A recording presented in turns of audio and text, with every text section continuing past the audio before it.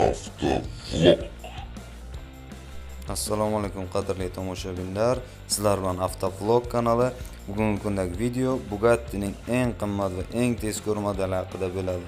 Qanunda boshladik. Bugatti kompaniyasi yangi giperkar Chiron'ni rasman namoyish qildi. Bu mashina 2016-yilgacha ishlab chiqarilgan Veyron modellarini bosadi. Yangi model 1500 ot kuchiga ega va V16 dvigateliga ega. Avtomobil maksimal tezligi 420 km/soat bilan chegaralangan. Hammasi bo'lib bunday mashinalardan 500 dona ishlab chiqarilgan xolos.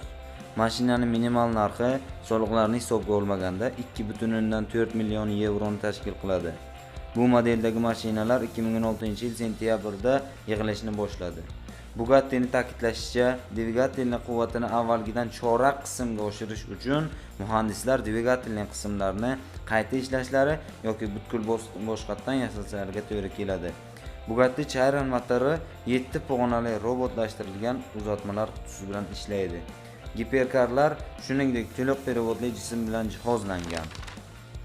Bugatti Chiron joyidan 100 km/soat tezlikda 25 soniyaga, 200 km/soat uchun 6,5 soniya, 300 km/soat uchun 13,6 soniya sarflaydi. Mashinaning standart rejimdagi maksimal tezligi 380 km/soat. 420 km/soatga chiqishi uchun maxsus kalitdan foydalanish kerak. Chiron karbon monokok yog'siz konstruksiya sifatida yasalgan. Shassi oq-qora qismi karbondan ishlangani uning Veyron'dan 8 kg yengilroq bo'lishini ta'minlagan. Mashinaning kuzov panellari hamda karbondan yasalgan. Model ham passiv, ham aktiv aerodinamiklarni olgan. Passiv elementlar mashinaning uzellari, agregatlarni sovutish uchun ishlatiladi. Bundan tashqari model faol orqa aks qanotlar bilan ta'minlangan.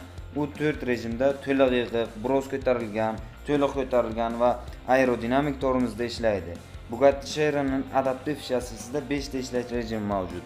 Ular yo'l bilan oraliqni, amortizatorlar bekirligini, to'liq prevod tizimi ishini, rul kuchaytirgichini, avtomobil aerodinamikasini, algoritmini o'zgartiradi.